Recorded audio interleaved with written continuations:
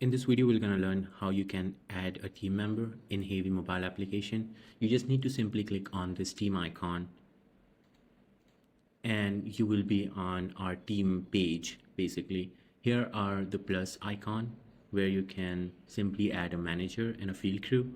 Manager is the user type who will gonna get the access of entire work orders, and field crews will only gonna see the work orders that you assign to them. So I'm gonna add a field crew right now, and I'm gonna just put a random name and the email address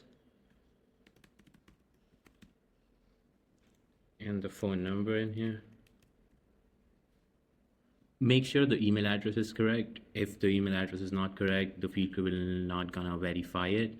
So you just need to make sure that when you enter the email address, it is accurate, because he will gonna get a password on this email address. Even if he forgot the password, he can simply click on the forget password button and reset it. But if the email address is incorrect, sometimes people put CON instead of COM, and they will never receive a verification email. And in that case, you just need to deactivate that and re-add him again. So I'm gonna add this team member right now.